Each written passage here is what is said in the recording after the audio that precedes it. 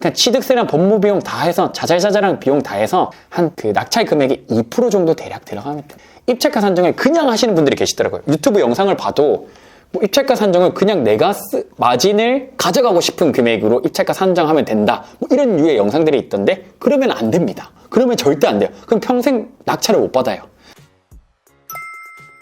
네, 반갑습니다. 부비게이터입니다. 오랜만에 제가 영상으로 인사를 좀 드리는 것 같은데 앞으로는 좀 자주 찾아뵐 거예요. 그래서 오늘 오랜만에 온 만큼 되게 좋은 우리 부동산 관련된 내용을 좀 담으려고 하는데, 오늘 주제는 왕초보분들이 이제 부동산 경매를 처음부터 입찰하는 거, 입찰가 산정하는 것까지의 방법을 제가 좀 쉽게 풀어서 설명을 해드리려고 합니다. 이거는 지금 제가 원래 하고 있는 유료급 강의의 내용이 일부분 포함되어 있는 되게 양질의 정보인데, 최대한 쉽게 여러분들한테 하나하나 설명을 좀 해드리려고 오늘 영상을 좀 촬영하려고 합니다. 그래서 집중해서 끝까지 들어주시면 다른 뭐 경매, 그 다음에 부동산 기초 강의나 영상 따로 안 보셔도 되고, 이거 하나로 오늘 제가 좀 정리를 해드리도록 하겠습니다. 자, 그래서 오늘 이제 첫 번째 이제 주제는 이런 거예요. 평범한 사람이, 뭐 평범한 직장인이 경매로 수천만 원 버는 방법 A to G인데, 전부 다 내용을 다 녹이면 너무 길어질 것 같아서 필요한 부분만 쏙쏙 제가 설명을 좀 드리려고 합니다.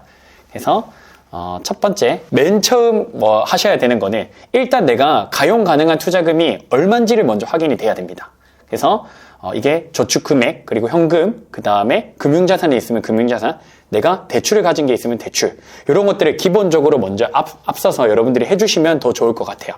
그래서 내가 실제로 지금 투자 가능한 금액이 정해지면 그걸 바탕으로 우리는 오늘 이제 경매라는 방법으로 얼마나 싸게 입찰가를 선정해서 이거를 투자할 수 있을지에 대해서 방법에 대해 쭉 설명을 좀 드리도록 하겠습니다. 그래서 이걸 먼저 좀 해주세요. 각자 좀 정리를 해주세요. 내가 현금이 얼마다, 금융자산, 주식이 있으면은 뭐 주식 사놓은 거, 삼성전자 사놓은 게 뭐 1,000만 원 투자했는데 지금 800만 원 돼 있다.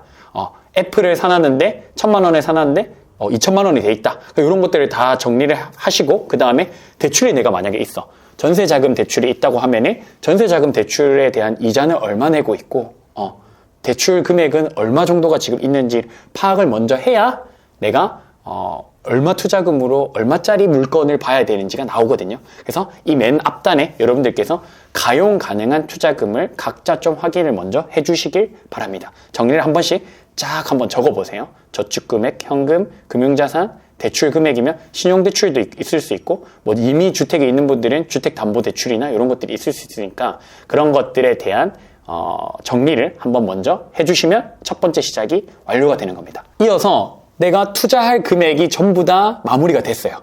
자, 그러면은 저 같은 경우는 이제 경매로 우리가 투자를 한다고 생각을 할게요. 경매로 왜 투자를 할까요? 일반 매매보다 부동산에 가서 예를 들어 시세가 1억짜리면 1억짜리 아파트는 부동산 그냥 일반 매매로 사면 1억에 살 수 있죠. 근데 경매라는 방법을 이용을 하시게 되면 법원에 뭐 직접 가야 될 수도 있고, 직장인이시라면 요즘에는 대리입찰 제도가 잘 되어 있습니다. 대리입찰 제도라는 거는 말 그대로 이제 법무사 분들께서 일정 비용 한 8만 원에서 10만 원 정도 드리면 대리입찰을 해요. 그래서 지방까지 멀리 못 가거나 연차를 당장 못 내시는 분들, 직장인 분들은 요즘에 이 대리입찰 제도를 많이 활용하십니다. 그래서 크게 문제가 없다. 내가 직장에 야근을 해서 투자를 못한다 하시는 분들, 경매 투자를 못한다 하시는 분들은 걱정하실 필요가 없는 게, 요즘에는 지방이나 이런 데들도 다 대리입찰이 가능하다라는 거. 그게 좀 포인트입니다. 그거 좀 기억해 두셨으면 좋겠고, 이건 제가 지금 쓰고 있는 유료 경매 정보지 사이트인데, 제가 무료 경매 정보지랑 유료 경매 정보지 두 개가 나눠져 있어요. 제가 지금 쓰는 건 유료인데, 먼저 이거를 좀 비교해서 설명을 드리면, 무료는 대법원에서 제공하는 사이트입니다. 그래서 이거를 지금 보시면 여기에는 경매 물건을 찾을 수가 있는데, 장점이 딱 하나밖에 없어요. 무료인 거. 단점은 뭐냐면요, 이 경매 물건을 찾기 위해서 들어가는 시간과 노력이 굉장히 많이 들어갑니다. 이거는 조금 이따가 비교해서 제가 설명을 좀 드릴 건데, 그 부분이 단점이라서 유료로 돈을 내고 쓰는 건데요. 여기까지 설명을 좀 드리고 유료로 다시 넘어와서 얘기를 좀 드리면, 유료의 장점은 대법원 경매 정보 사이트가 가지는 단점을 다 극복한 게 유료 경매 정보 사이트예요. 그래서 여기는 경매 물건을 한 번에 쫙 검색을 다 할 수가 있고, 내가 보고 싶은 정보만 딱 요약이 돼 있어요. 지금 대법원 같은 경우는 무료는 이거를 내가 보고 싶은 정보를 내가 하나하나 일일이 다 서칭을 해야 돼요. 그러니까 단점이 뭐다? 시간이 더 많이 들어가는 거예요. 하나의 물건을 볼 때 대법원 무료 사이트를 보면은 뭐 한 30분 걸리는 걸 유료로는 그냥 딱 1분 만에 다 체크가 가능해요. 이거 시간이 엄청나게 절약이 되겠죠. 그래서 지금 특히 제 영상을 보시는 분들, 직장인 분들이 되게 많으실 거예요. 그 시간이 금이죠. 저녁에 뭐 6시, 7시에 퇴근한다고 하더라도 남은 시간이, 우리한테 주어진 시간이 2-3시간밖에 없습니다. 근데 한 개 물건을 그냥 정보를 찾는데 30분, 1시간이 넘게 소요가 되면 하루에 내가 볼 수 있는 물건이 제한이 돼 있고, 그러면 내가 투자로 볼 수 있는 물건들이 제한이 되면 수익도 그만큼 줄어들거든요. 그렇기 때문에 무료보다는 유료 경매 정보 사이트를 추천드리는데, 그 중에 제가 광고 아니고요, 탱크 옥션을 쓰는 거는 가성비가 좋아서 그래요. 그러니까 진짜 비싼 거는 1년에 100만 원도 하거든요. 1년에 100만 원. 그럼 한 달에 거의 8만 원 가까이. 엄청 부담되죠. 저도 처음에 그 사이트를 쓸 때 굉장히 부담됐었는데, 그러지 않고 여기를 쓰는 거는 여기 1년에 한 50만 원 정도 하거든요. 근데 그마저도 여러분들이 마음 맞는 사람들 있죠. 저는 수강생들하고 같이 쓰거든요. 5명이서. 그럼 1년에 10만 원이에요. 그렇게 해서 금액을 최대한 줄인 다음에 한 달에 10,000원 안 되는 비용으로 이런 유료 경매 정보 사이트를 편하게 이용할 수가 있습니다. 그래서 시간이 돈이거든요, 여러분들. 직장인분들 특히 더 그렇습니다. 야근하시고 뭐 하고 밤에 시간 특히 더 없으신 분들이 계실 수 있기 때문에 저는 적극적으로 조금 저렴한 유료 경매 정보지 사이트를 쓰시길 추천드리는데, 여기서 한 가지 더 팁을 드리면, 바로 이거를 결제해서 쓰실 필요 없이 시중에 유료 경매 정보지 사이트가 한 10개 정도 되거든요. 거기서 무료로 하루 이틀 사용권을 줍니다. 내 휴대폰 번호 하나당. 그러면은 거기 10개를 다 쓰면 한 달 정도는 무료로 쓸 수가 있어요. 그래서 한번 다 써보고 나한테 어느 게 제일 익숙하고 편한지를 여러분들이 체크를 해보고 거기서 결제를 하시면 될 것 같아요. 여러 명 모아서 최대한 5명 정도까지가 저는 제일 괜찮더라고요. 쓰는데 크게 지장 없습니다. 그래서 그렇게 해서 돈을 최대한 아끼는 거 팁까지 좀 드린 것 같고요. 그래서 이거는 제가 지금 쓰고 있는 탱크 옥션이라는 경매 정보 사이트고, 여기에 커서를, 마우스 커서를 경매 검색에 올리시게 되면 종합 검색이라고 있죠. 이걸 클릭해줘요. 그러면은 지금 주소 선택이라고 나와 있는데 전국 그 도시 지도가, 시도가 다 나옵니다. 그래서 서울부터 해서 제주도까지 경매 물건 진행되는 거를 한눈에 확인할 수 있는 페이지인 거예요. 그래서 여기서 우리가 관심 가지는 거를 체크하면 되는데, 수도권 분들이 조금 더 많이 계신 것 같아서 제가 서울은 말고 경기권에 요즘에 화성 분위기가 괜찮거든요. 그래서 화성을 한번 체크를 한번 해보도록 하겠습니다. 화성시에서 그 다음에 물건 종류 선택을 해줘야 돼요. 우리가 지금 보려고 하는 거는, 저는 처음에 어쨌든 빌라나 오피스텔보다는 아파트를 추천드리는 편입니다.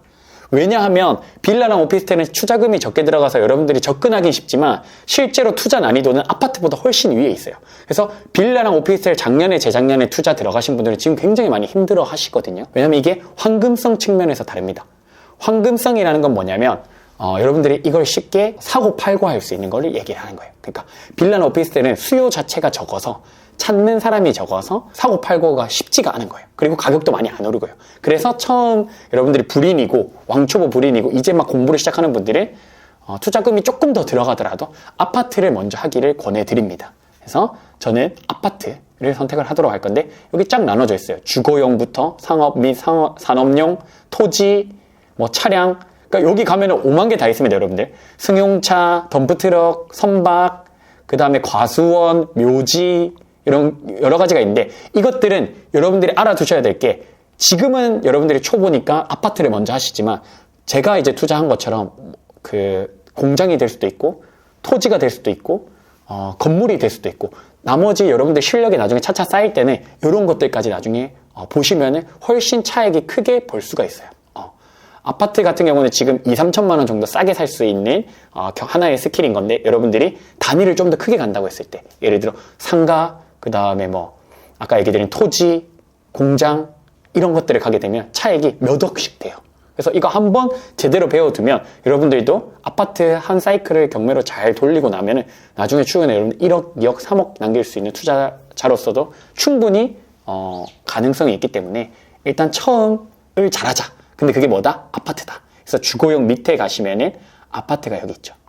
아파트를 클릭해주고 진행 상태, 진행 물건. 진행 물건이라는 말은 말 그대로 뭐냐면 지금 경매가 진행되고 있는 거, 우리가 실제로 입찰할 수 있는 걸 진행 물건이라고 합니다. 아까 제가 처음에 뭘 하라고 했죠? 투자금을 먼저 정해라고 했죠. 내 투자금이 예를 들어서 5천만 원이라고 칠게요. 그러면은 제가 딱 정해드릴게요. 여러분들의 감정 가격 기준으로 5천만 원이면 대출을 80% 받는다고 가정을 하면 최대 한 2억 5천만 원 낙찰가 기준으로 물건을 보시면 돼요. 물론 거기에 세금 조금 더 들어가면은 2억 5천보다 조금 아래에 볼 수도 있지만 맥스 2억 5천 정도 낙찰가 기준으로 보시면 됩니다. 그러면 시세가 보통 얼마냐면 그게 2억 중후반 정도 되겠죠. 많게는 3억까지. 그러니까 내가 투자금이 5억이다 하신 분들은 시세 상한선을 3억 정도로 보시면 됩니다. 그래서 감정가격 여기 체크할 때 내가 대략 시세가 3억인 거네 감정가격을 한 1, 2억 정도 더 더해줘야 되거든요. 왜냐면 감정가격이랑 시세는 또 조금 다를 수도 있어요. 요거 이유는 나중에 차차 제가 설명을 좀 드리고 어쨌든 시세보다 한 1억 정도 더 플러스해서 체크를 감정가격 상한선을 정해줍니다. 그러면은 우리는 3억 시세까지 봐야 되는데 감정가격은 한 4억짜리 것까지 보는 거예요. 그래서 투자금 5천만 원인 분들은 한 요 정도 선에서까지 물건을 보면 됩니다. 그래서 4억 체크를 해주시고 검색을 눌러주시면 제가 얘기 드렸던 화성시에서 진행되고 있는 감정가 4억 이하의 아파트들이 쫙 나오죠. 자, 그럼 아까 제가 얘기했죠. 1억 8천부터 시작하는 것도 있죠. 3억 7,300짜리가 1억 8,200까지 떨어진 게 있네요. 클릭해 보도록 하겠습니다. 요걸 쫙 보면요. 이렇게 사진하고 지도하고 다 나오죠. 그래서 이거는 경매 정보지라고 해요. 요거를 전체. 그러니까 이 경매 물건에 대한 정보가 쫙 나와 있는 한 장짜리 정보지다. 이렇게 생각을 하시면 됩니다. 그래서 여기서 이 경매 정보지를 보는 순서를 지금 제가 쉽게 좀 설명을 좀 드리도록 하겠습니다. 그래서 처음 보면은 첫 번째가 사건 번호라고 하거든요. 이거를 2022 타경 53695라는 번호를 가지고 있어요. 그러니까 이거는 외울 필요는 전혀 없습니다.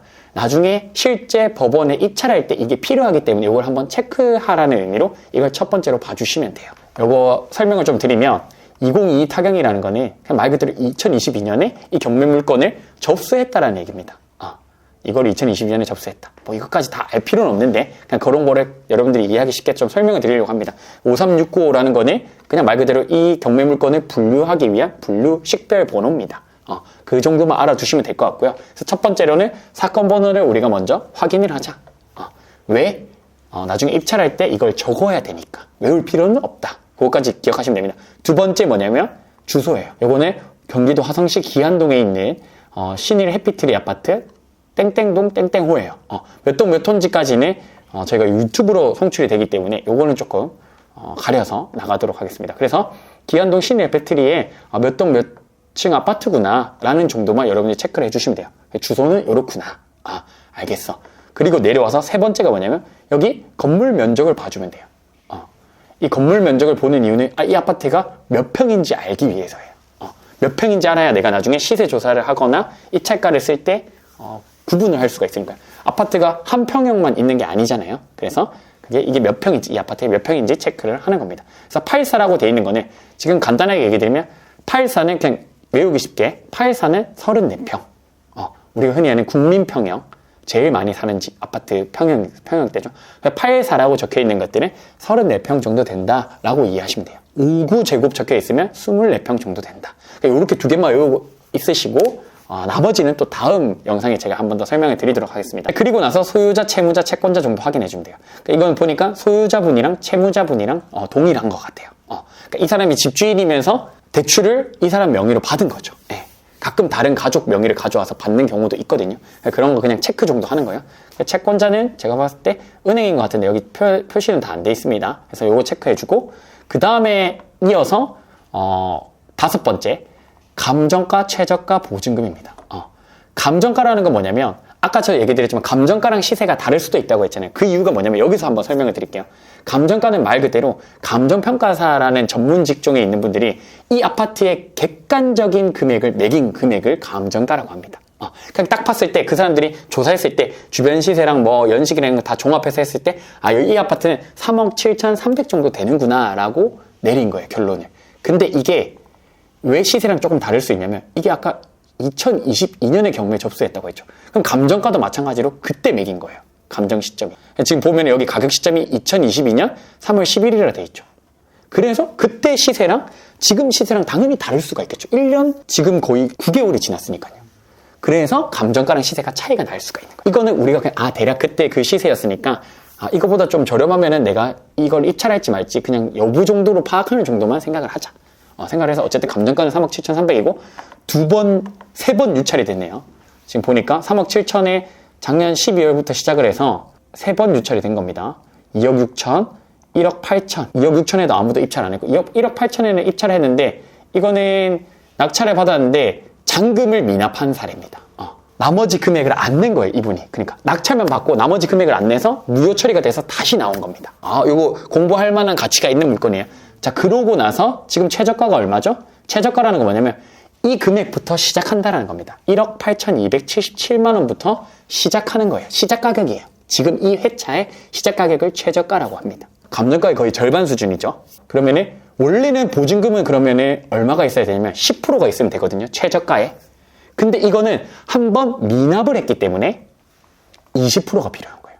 누군가 한번 낙찰을 받았는데 잔금을 미납하잖아요. 그럼 그 다음에 다시 경매가 진행될 때는 그 10%의 2배인 20% 보증금이 필요한 거예요. 그래서 여기 지금 보면은 원래는 1827만 7천 원, 그러니까 최저가의 10%만 있으면 되는 거였었는데 한번 미납하고 다시 재경매가 된 거기 때문에 20%가 필요한 거거든요. 그래서 그거 2배인 3,655만 4천 원이 필요하다는 것까지 확인해 주면 돼요. 그럼 우리는 수표로 3,655만 4천 원이 있어야 여기에 입찰이 가능한 자격이 주어지는 겁니다. 이해됐나요? 오케이. 그러면은 이렇게 해서 가는 거예요. 그래서 12월 6일이죠. 아직 오늘 촬영 시점 기점으로는 조금 남았는데 5일 정도. 그래서 그거까지 체크를 해주면 됩니다. 내려와서 그 다음에는 임차인이 나와야죠. 임차인이 있는지 없는지. 혹시나 소유권자는 있지만 세입자가 있을 수도 있거든요. 경매 당했을 때. 근데 여긴 보니까 조사서는 임차 내역 없음. 해당 부동산에 방문했는데 임차 내역 따로 없는 것 같아요. 집주인이 지금 거주를 하고 있다라고 우리가 유추해 볼 수가 있죠. 그래서 요거는 문제가 따로 없으니까 넘어가셔야 됩니다. 넘어가고 원래 제일 중요한 이 건물 등기라고 하거든요. 등기부는 말 그대로 이 아파트에 이렇게 모든 매매 내역과 대출 내역이 다 나와 있는 그냥 설명표라고 보면 돼요. 건물 등기부 등본이라는 건. 근데 이제 거기서 우리는 경매로 낙찰을 받는 것이기 때문에 이 경매를 낙찰자가 낙찰받았을 때 혹시나 물어줘야 될 게 있는지 없는지 확인하는 작업을 권리 분석이라고 합니다. 건물 등기를 보면서 권리 분석이라는 걸 해줘야 돼요. 그래서 지금 이걸 다 설명드릴 수는 없는데 제가 지금 딱 봤을 때 이거는 뭐 소멸 이렇게 돼 있죠. 그래서 말소 기준 권리, 그러니까 2013년 6월 18일 근저당권 설정이 잡혀 있어서 이거는 특별히 낙찰자가 물어줘야 될 게 없다라는 게 확인이 된 겁니다. 요거는 추후에 제가 권리 분석하는 거는 한 번 더 다시 좀 디테일하게 업로드를 한번 해드리도록 하겠습니다. 요거는 지금 딱 봤을 때 낙찰자가 따로 물어줘야 될 게 없는 깨끗하고 안전한 물건이다 라고 판단하시면 됩니다. 그래서 내려와서 단지 정보를 확인해줘요. 단지 정보 확인하는 이유는 이 아파트가 몇 년식인지. 사용 승인을 2004년 12월에 받았네. 그냥 말 그대로 사용 승인 받고 보통 바로 입주를 하거든요. 그냥 대략 2004년에 입주한 아파트다 라고 생각하시면 돼요. 한 20년 정도 됐죠, 거의. 20년 정도 된 아파트고 총 세대수가 900세대구나. 세대수 괜찮네. 그러니까 제가 얘기 드리는 거는 보통 일반적인 기준으로는 한 최소 300세대에서 400세대 정도 이상 되는 거를 보통 투자하기를 좀 권유를 드리긴 합니다. 왜냐면 그렇게 해야 거래량도 많고 아파트 가격 오르는 것도 폭이 조금 크거든요. 근데 그 이하로 가게 되면 거래 건수 자체가 적기 때문에 아파트 가격 상승이 또 조금 더딘 것도 있어요. 그래서 그런 것들 때문에 일단 그렇게 얘기 드리지만 물론 예외들은 있습니다. 100세대, 200세대라도 시세보다 현저하게 싸게 살 수만 있다면, 예를 들어 시세가 3억인데 2억에 낙찰 받을 수 있다면 100세대라도 그러면 괜찮은 거예요. 알겠시겠죠? 그래서 그렇게 설명을 좀 드립니다. 그러고 나서 내려와서 체납 내역을 한번 봐줘야 돼요. 이거 체납 내역이라는 거는 말 그대로 관리비를 얼마나 미납했는지 그거를 확인해줘야 돼요. 왜냐면은 지금 체납 금액이 225만 원 10개월 동안 안 냈죠. 집 상태가 막 그렇게 좋을 것 같진 않을 수도 있겠네요. 막 되게 관리를 하는 느낌은 아니잖아요. 경매가 들어가더라도 관리비를 꾸준히 내는 사람들도 있거든요. 근데 지금 그런 건 아닌 것 같고 10개월 정도 미납을 하셨고 225만 원이라는 금액 중에 관리비는 세 가지로 나눠지거든요. 공용 부분, 그 다음에 전용 부분, 그 다음에 연체료, 이렇게 세 가지로 나눠지는데 낙찰자가 공용 부분만 따로 인수를 해야 되거든요. 우리가 가져가야 돼요. 그래서 225만 원을 다 가져가는 건 아닌데 이 중에 일부, 보통 50에서 70% 정도 돼요, 공용이. 이거 아파트마다 천차만별이긴 한데 그 정도 금액을 인수를 해야 되기 때문에 이 금액, 정확한 금액을 알려면은 여기 관리사무실 번호가 단지 정보에 적혀있죠. 여기 전화해서 기안동 신일 해피트리 아파트 몇 동 몇 호 낙찰자인데요 하면서, 또는 입찰할 건데요 여기 관리비 내려고 하는데요 하면서 여쭤보면 친절하게 거의 90% 이상을 관리사무실에서 관리비를 알려주십니다. 그래서 그거를 체크하고 내가 얼마 물어줘야 될지까지 나중에 입찰가를 쓸 때 고려를 해야 되겠죠. 내가 여기서 100만 원 물어줘야 돼. 그러면은 100만 원을 고려해서 입찰가를 덜 써야겠죠. 이해가 됐죠? 그래서 그렇게까지 체크를 해주면 경매 정보지 체크할 수 있는 건 다 체크한 거예요. 그럼 여기서 이제 뭘 하면 되냐? 우리는 이제 입찰가를 산정을 해야겠죠. 자, 이제 경매 정보지는 다 봤어. 이게 싼 것까지도 대충 알겠어요. 시세가 3억 7,300인지는 모르겠으나 우리가 싼 것까지는 다 확인을 한 거예요.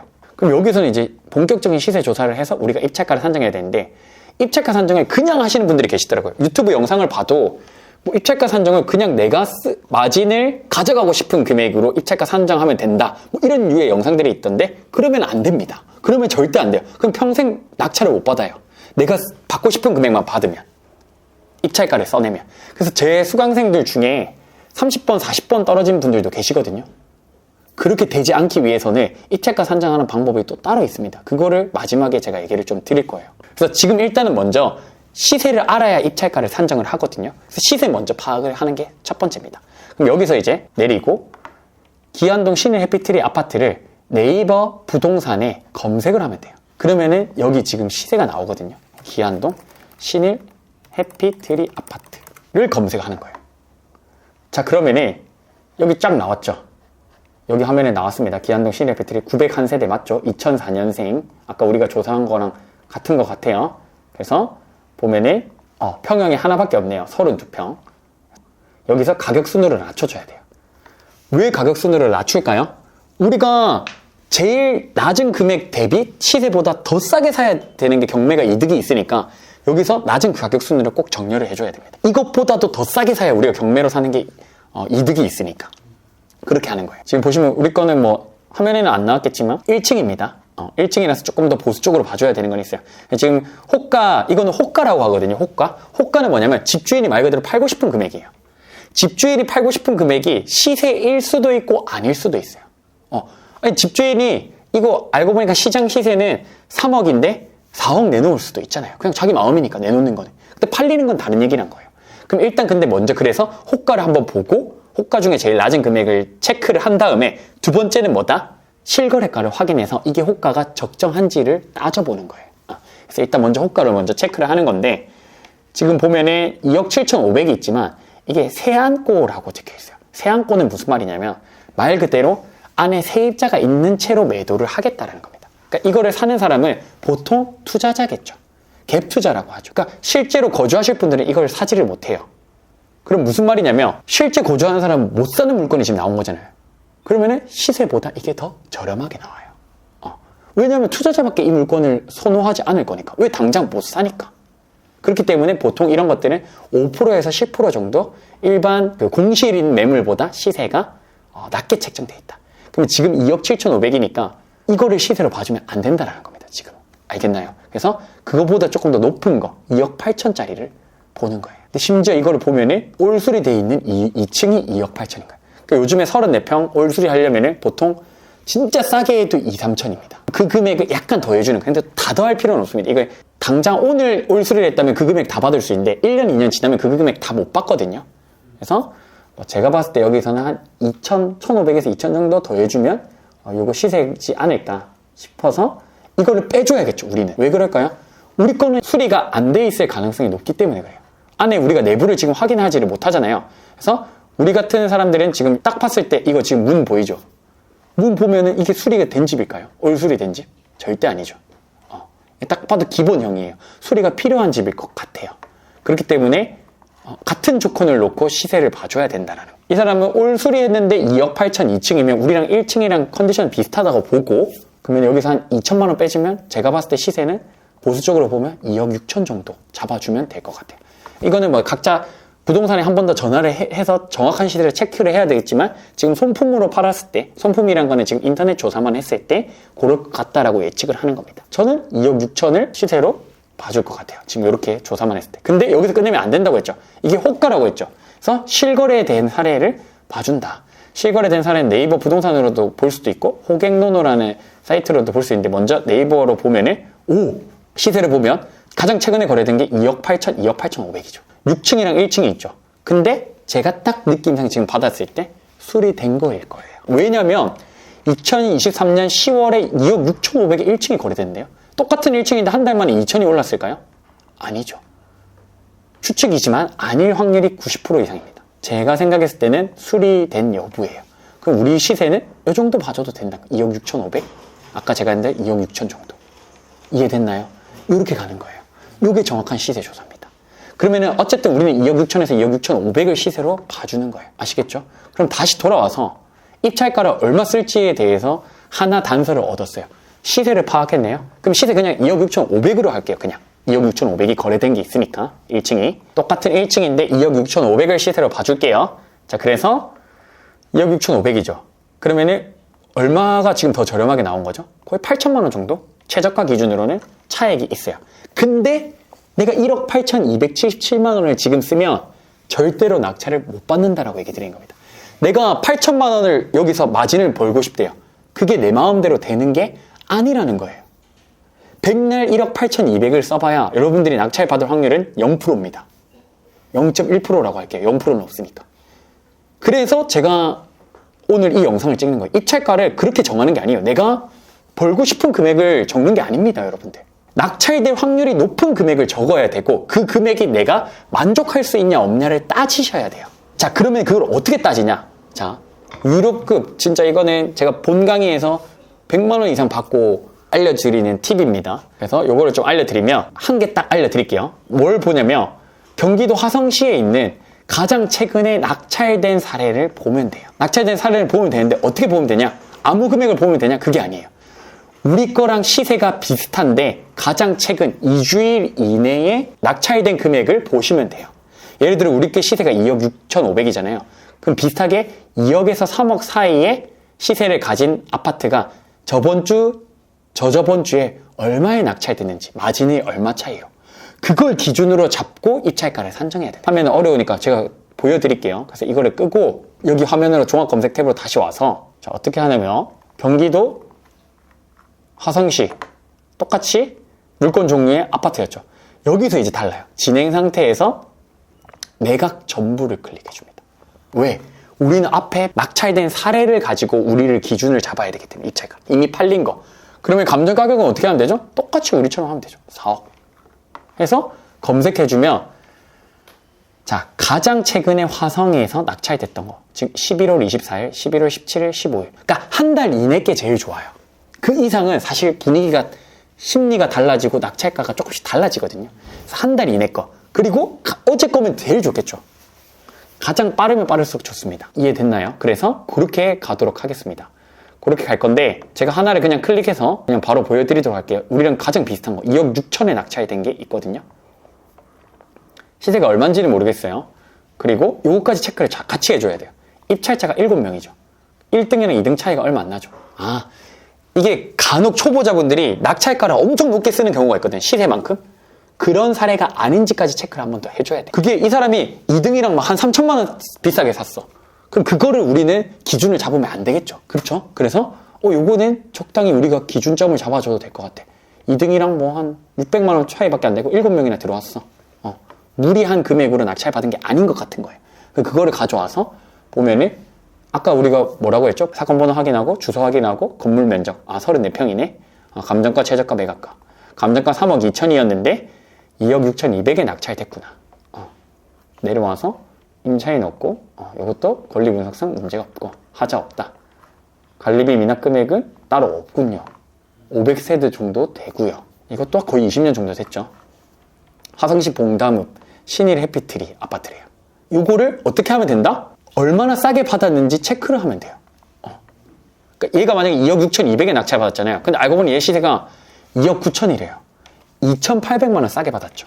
그러면 어떻게 하면 된다? 우리도 2,800만 원을 기준으로 마진을 정해야 된다는 거예요. 뜬금없이 2,800만 원밖에 싸게 안 받았는데 내가 여기서 5천만 원 남기겠다 하면 무조건 떨어진다는 얘기입니다. 2,800에서 플러스 마이너스 몇백만 원 하면 돼요. 그러면 낙찰 확률이 올라갑니다.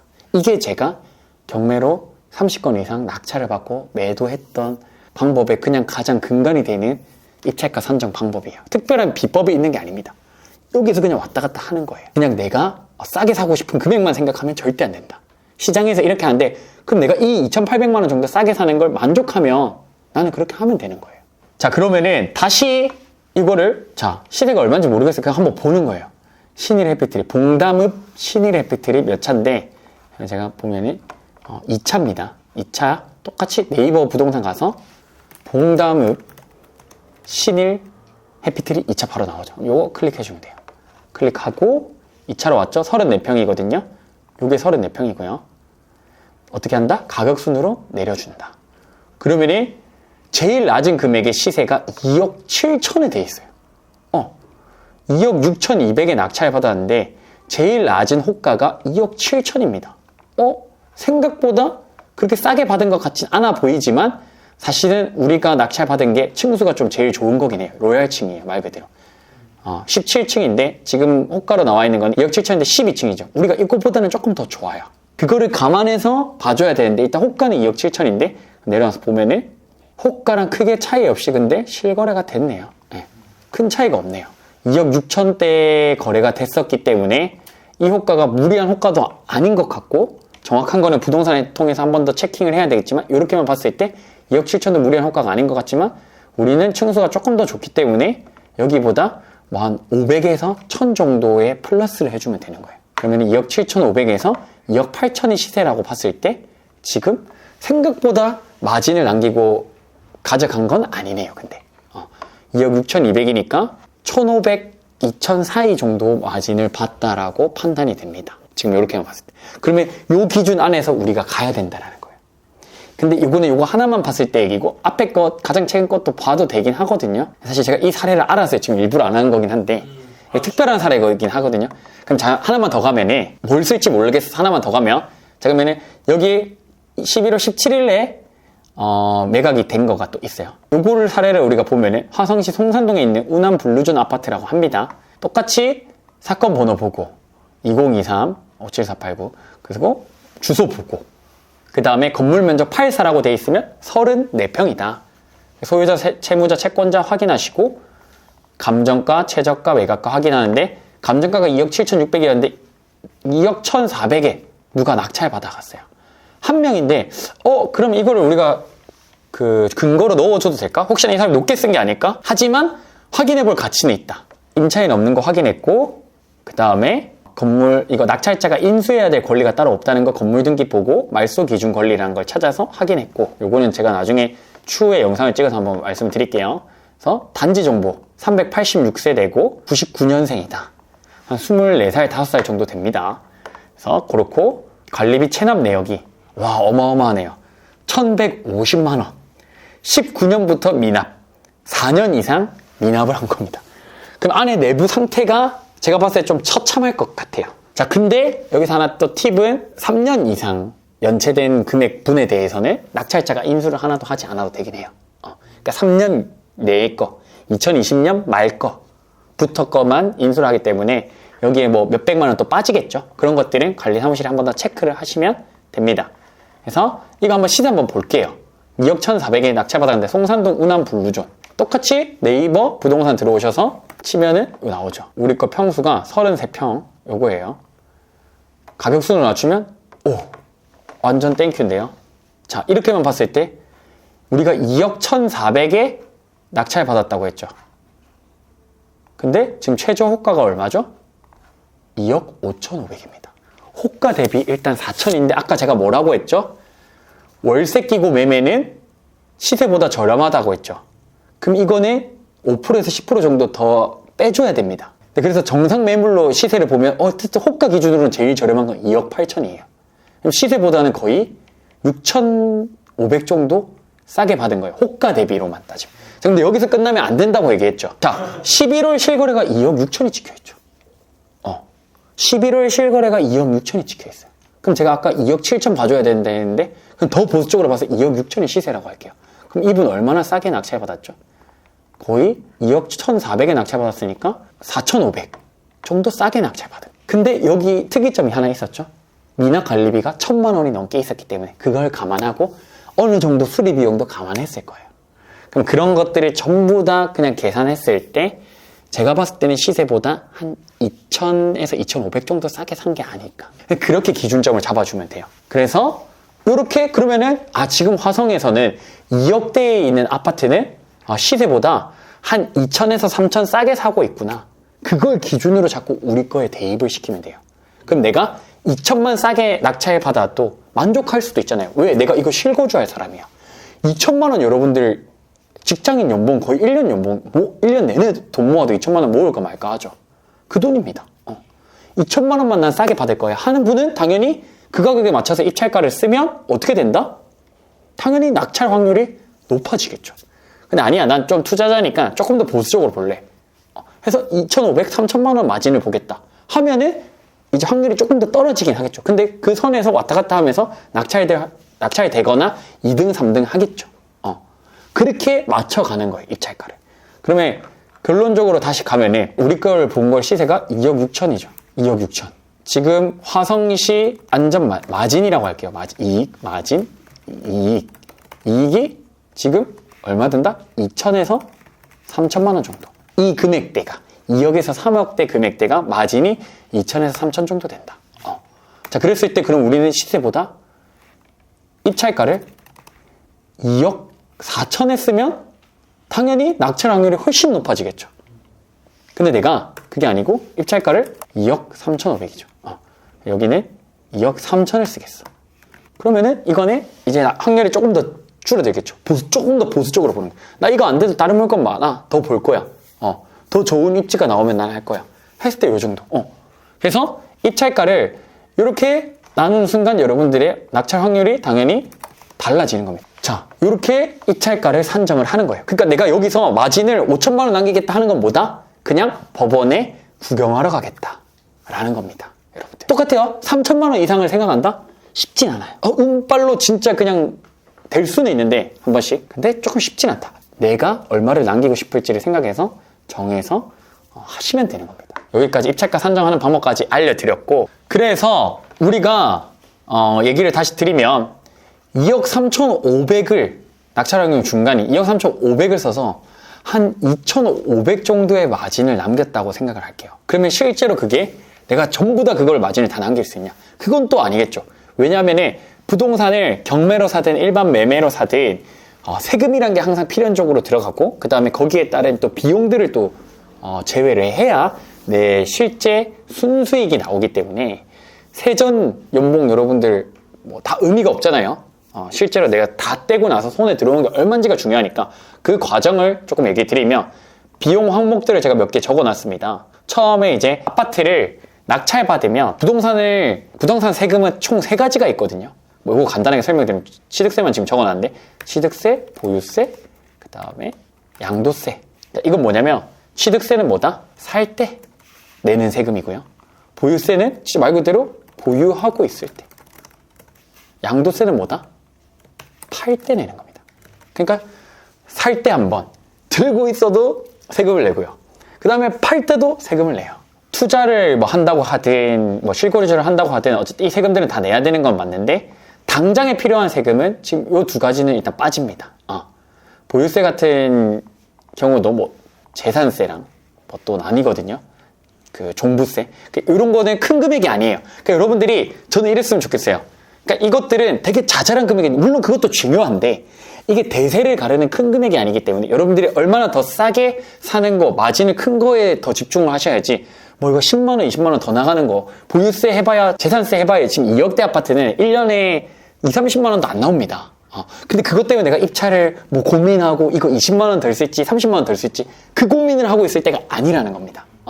이해가 됐죠? 그래서 그런 자잘한 것들은 제가 지금 설명을 안 할게요. 그래서 지금 여러분들이 기억하셔야 되는 거는, 양도세도 지금 뭐냐면 왜 빼려고 하냐면, 양도세도 여러분들이 무주택자 기준, 그러니까 지금 내가 주택이 하나도 없어. 그럼 지금 이거를 경매로 낙찰 받으면 2년 뒤에 팔잖아요. 그러면은 세금이 0원이에요. 비과세라고 하죠. 그렇기 때문에 이것도 우리가 지금 고려할 필요가 없겠죠? 그럼 이것도 뺄게요. 그래서 지금 살 때 들어가는 세금을 계산을 해야 되는데, 취득세가 1.1% 보시면 돼요. 1.1%. 낙찰 받은 금액의 1.1%. 그러면 얼마죠?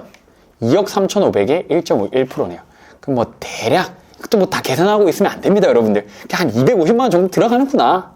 그렇게 생각하면 돼요. 그러니까 법무 비용도 뭐 이제 팁을 하나 드리면, 법무통이라는 어플이 있습니다. 그거 통해서 이제 진행하시면 되고, 거기서 되게 저렴한 금액으로 할 수 있거든요. 2억대 정도면 제가 봤을 때 많이 나와도 30만 원에서 40만 원 정도 나옵니다.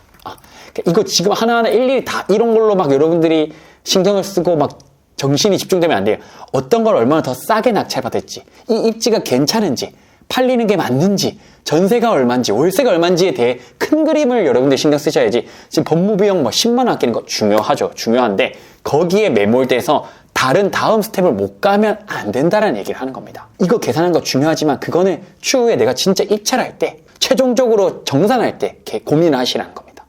이해됐죠? 그래서 대략적으로 지금 3,40만 원이랬는데 그냥 취득세랑 법무비용 다 해서 자잘자잘한 비용 다 해서 한 그 낙찰 금액이 2% 정도 대략 들어가면 된다고 보시면 돼요. 약 2%. 취득세랑 법무비용 뭐 해가 채권 비용이랑 인지대랑 다 해서 약 한 2% 정도가 필요하구나. 그럼 2%면 얼마죠? 한 500만 원 정도 들어갑니다. 그렇게 보시면 돼요. 중개수수료. 좋은 게 뭐예요? 이건 일부러 적어놨어요. 자, 일반 매매로 사면 부동산 가서 사죠. 그럼 부동산 소장님한테 당연히 중개수수료를 냅니다. 보통 내 그 매매가의 0.9%가 상한선이에요. 그러면 2억, 3억, 뭐 예를 들어 이거 가격 시세가 2억 6천이면 뭐 거의 이것도 한 200 몇십만 원 내야죠. 250만 원.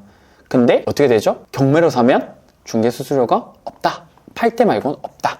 월세나 전세를 내놓을 때 말고는 없다. 그래서 그걸 아끼는 겁니다. 경매는. 근데 여기서 이제 차이점은 이거를 내가 만약에 월세를 주거나 전세를 준다. 월세나 전세를 줄 거예요. 했을 때는 수수료가 좀 들어가겠죠. 월세 같은 경우는 뭐 이런 거 뭐 하면 뭐 3천에 몇십 이런 것들은 다 2, 30 선입니다, 여러분들. 그래서 이것도 얘기 드렸지만 엄청 대세를 가르는 큰 비용이 아니다. 그 정도 들어간다. 라고 계산을 해주시면 됩니다. 그래서 이것도 이렇게 체크를 하고, 그래서 우리는 팔 때만 내면 된다. 살 때는 우리 일반 매매랑 달라서 이걸 세이브 할 수 있다. 그런 장점이 있어요. 자, 그러고 나서 대출에서 이제 봐야 될 거는 이자죠, 이자. 예를 들어 내가 2억 3,500에 낙찰 받으면 지금 무주택자 기준으로 많게는 85%까지도 나오거든요. 근데 보수적으로 저는 그냥 80% 볼게요. 80% 대출 받으면 2억 3천에 500에서 80%, 1억 8,800만 원의 대출을 받습니다. 요즘에 4%대까지 떨어지긴 했지만 보수적으로 봐서 그 금리를 5%라고 잡았을 때 곱하기 0.05, 1년에 내는 이자 940만 원이. 이거를 한 달로 하면요. 12 나누면 78만 원 정도 낸다. 근데 이거는 내가 직접 이 집에 실거주 했을 때 얘기인 거고요. 이거를 예를 들어 월세를 주게 되면 그만큼 비용이 세이브가 되겠죠. 이해됐나요? 그래서 근데 월세가 바로 안 나간다 치고 뭐 한 3개월 뒤에 나간대요. 월세가. 그러면은 83, 24, 240만 원 정도를 비용으로 책정해 줘야겠죠. 월세를 80만 원 받을 수 있다고 하더라도 월세 나가는 데까지 내가 대출 이자가 나가야 되니까 그러면은 78만 원 그냥 계산하기 좋게 80만 원에서 83, 24, 240만 원 정도가 나가겠구나. 이렇게 보는 거예요. 더 보수적으로 보셔도 돼요. 4달이 걸릴 수도 있고 5달이 걸릴 수도 있죠. 그럼 그때 돼서 플러스 해주면 되는데 어쨌든 이자가 240만 원. 그러면은 월세를 놓게 되면은 대출을 상환을 안 하는 구조가 되기 때문에 중도 상환 수수료는 따로 납부하지 않습니다. 중도 상환 수수료라는 건 뭐냐면 말 그대로 대출을 내가 오늘 했어. 12월 1일 날 대출을 했는데 12월 2일 날 대출을 갚잖아요. 그럼 은행에서는 수수료를 받아요. 대출 금액에 대한 수수료를 바로 갚지 말라고. 왜? 은행도 여기 드리는 시간이랑 인건비랑 녹여낸 건데 그런 것들을 이제 받는 거죠. 그래서 중도상환 수수료가 보통 0.5에서 1.5%까지도 있습니다. 바로 갚을 시에.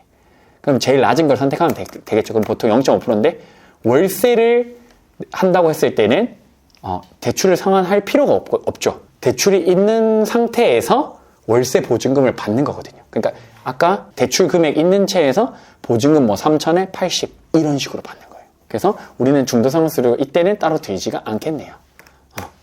그래서 이자 240만 원만 신경 써주면 될 것 같아요. 그리고 나서 우리가 경매로 낙찰받았는데 안에 살고 있는 점유자분을 내보내는 걸 명도라고 하거든요. 그때 법적으로 정해진 건 없지만 원활하게 서로 협의하기 위해서 이사비용이라는 걸 보통 지급을 합니다. 관례적으로. 그때 그 이사비용은 보통 30평대 기준으로도 저는 100에서 200만 원, 뭐 전용 평당 10만 원, 뭐 이렇게 얘기하시는 분들 계신데 그렇게까지 안 줘도 제 수강생 분들은 다 명도를 다 100만 원 선에서 다 마무리했습니다. 뭐 더 주고 싶으시면 그분들의 사정이 딱할 때 더 주는 건 괜찮아요. 저도 그래 본 적 있고. 근데 그게 아니고 우리가 좀 더 최대한 아낄 거는 아끼려고 간다고 했을 때 저는 100만 원 선에서도 충분히 가능하다고 보기 때문에 많아봐야 저는 150만 원. 그러고 나서 리모델링 비용. 우리는 월세나 전세를 놓을 거면 되게 가성비 인테리어를 할 수가 있습니다. 그래서 뭐 요즘 사람들이 하는 뭐 올수리 해야 되고 이런 건 전혀 필요 없습니다. 내가 살 집이면 그렇게 해야 되는데 그게 아니라면 여러분들은 월세나 전세를 놓을 거는 완전 기본만 해주면 되거든요. 기본이란 거는 보통 뭐 도배, 장판, 뭐 시트지, 더 가서 뭐 싱크대 살짝. 근데 이런 것들을 가성비로 되게 할 수가 있거든요. 뭐 1000만 원까지도 얘기하시는 분들 계신데 500만 원 선에서 저는 다 끝냈었습니다. 그럼 조만간 이것도 한번 영상을 한번 풀어보도록 하겠습니다. 인테리어 또 잘하시는 분들이 저희 또 수강생들 중에서도 많이 있거든요. 500만 원 이내. 500만 원도 거의 안 돼요. 도배 장판 정도 하고 나머지 입주 청소해가지고 깨끗하게 하는 거. 그렇게 해서 요 비용들을 이제 더해주면은 거의 얼추 1000만 원 조금 넘겠네요. 그래서 그런 거를 다 빼고 나면은 내 실제 마진이 생기는 거예요. 그래서 한 2,500 정도 하면은 순수익으로 한 1,500 정도 보신다고 보면 돼요. 근데 대신에 이제 여기서 더 포인트는 경매로 싸게 사는 것도 있지만은 해서 실제로 시세 차익, 그러니까 실제 오를 가능성이 높은 지역에 부동산을 투자하는 게 시세 차익까지 더 플러스 알파로 얻어가실 수 있겠죠. 그러니까 지금 2,500 싸게 샀다 하더라도 뭐 내고 하면 1,500 정도밖에 안 남거든요. 거기서 2년 뒤에 조금이라도 오를 확률이 높은 곳에 아파트를 투자하시는 분들은 그렇게 하시고요. 입주하실 분들은 이 정도만 아껴도 저는 충분하다고 봅니다. 2,500만 원. 인테리어 비용 번 거거든요. 그게 얼마입니까, 여러분들? 아까도 얘기 드렸지만. 연봉 3천만 원, 4천만 원 직장인이 1년 내내 아끼고 모아도 2천만 원 벌까 말까 하죠. 그거를 경매를 딱 한 번 제대로 배워야 됩니다. 아까도 얘기 드렸지만 입찰하고 20번, 30번 떨어지신 분들 엄청 많더라고요. 그렇게 하면 안 된다는 겁니다. 한번 배울 때 제대로 배워야 돼요. 그냥 내가 남기고 싶은 금액 쓴다? 절대 낙찰 못 받아요. 그냥 다른 사람들 박수 쳐주고 끝나요. 그렇기 때문에 여러분들께서 이런 부분들까지 같이 좀 감안을 하셔가지고 오늘 간단하게 여러분들한테 경매 정보지 보는 방법부터 수익률 계산까지 입찰가 산정하는 것까지 다 간단하게 좀 안내를 좀 드렸는데 유료 강의에서 되게 중요하게 포인트 되는 것들도 오늘 영상에 많이 담아둔 것 같아요. 그래서 앞으로 좀 영상으로 좀 자주 찾아뵐 수 있을 것 같고요. 좀 여러분한테 도움될 만한 투자적으로든 실거주적으로든 부동산 전체에서 여러분들한테 도움될 만한 정보들 기초부터 해가지고 전부 다 제가 아는 것들을 다 풀어드릴 테니까 계속 구독하고 좋아요 많이 해주시고 시청 많이 해주시면 좋을 것 같습니다. 저는 오늘 영상 여기까지 마무리하도록 하고요. 이상 부비게이터였고요. 다음에 또 다시 뵙도록 하겠습니다. 감사합니다.